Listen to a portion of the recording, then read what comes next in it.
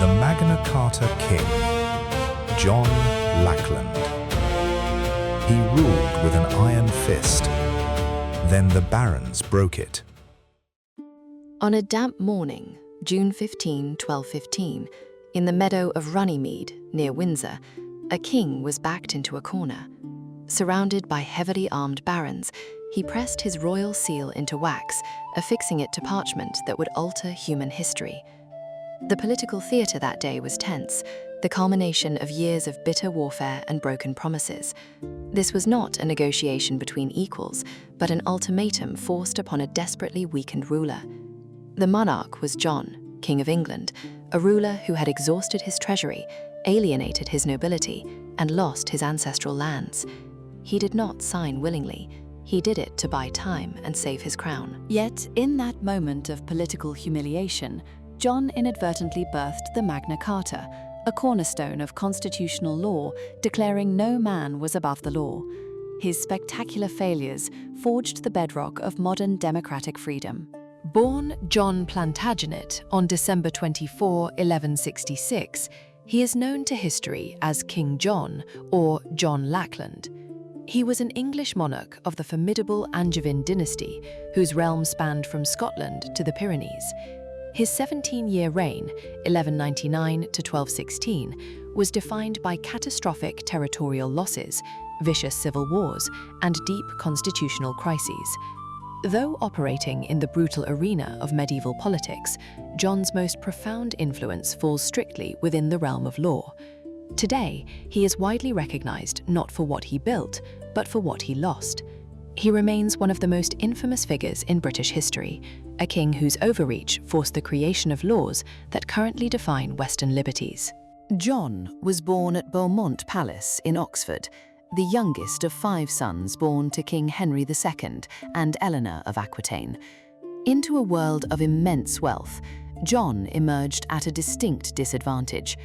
By his birth, his father's vast continental empire had already been aggressively promised to his older brothers, Henry, Richard, and Geoffrey.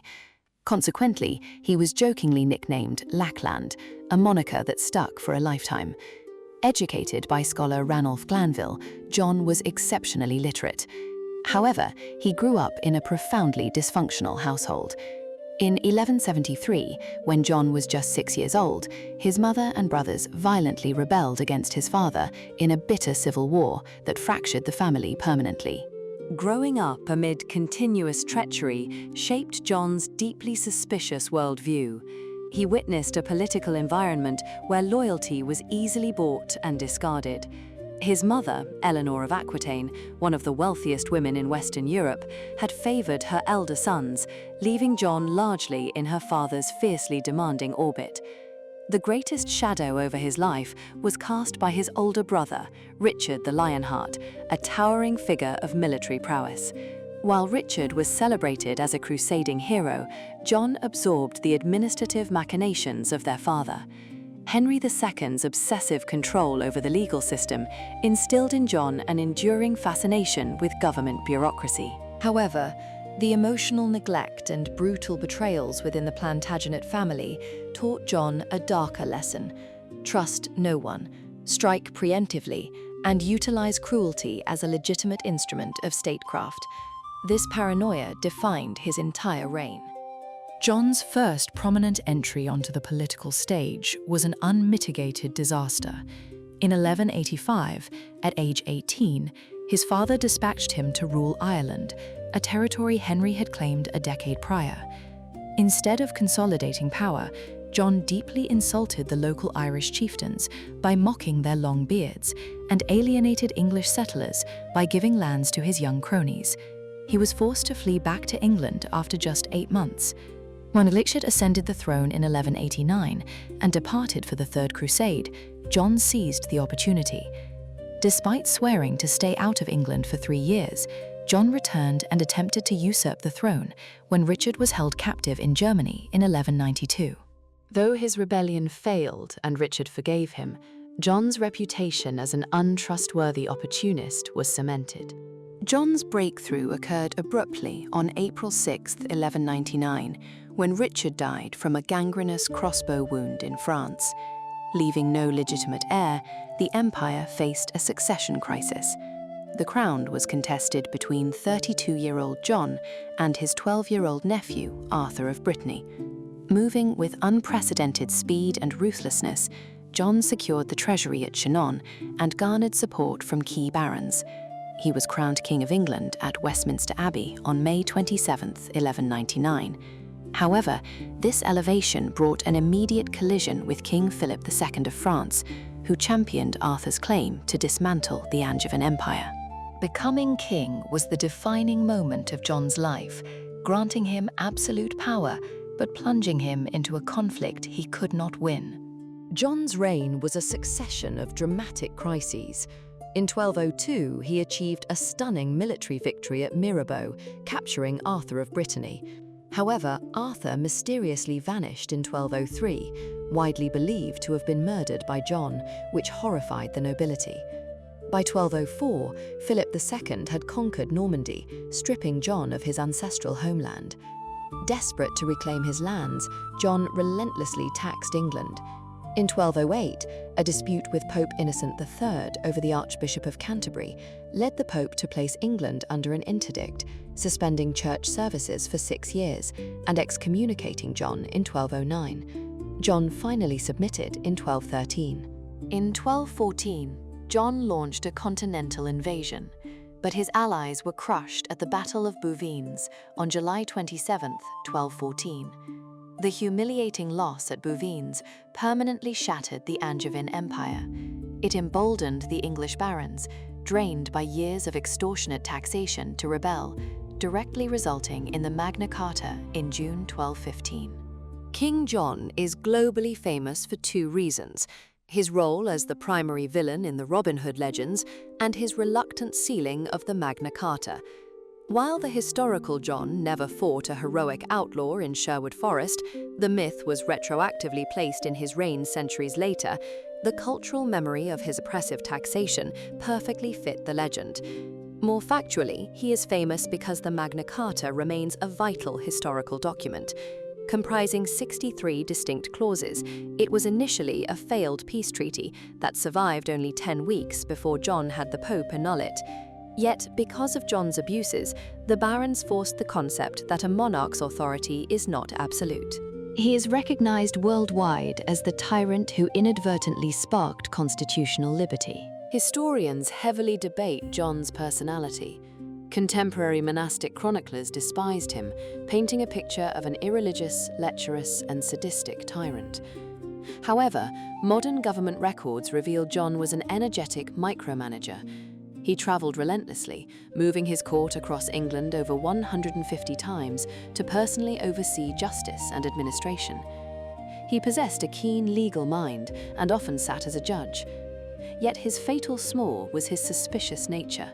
He demanded hostages from his own barons to ensure loyalty, extracted extortionate fines for minor offences, and notoriously starved the wife and son of Baron William de Breos to death in a dungeon. Motivated by a desperate need to reclaim his lost empire, his administrative brilliance was continually undermined by his profound lack of interpersonal empathy.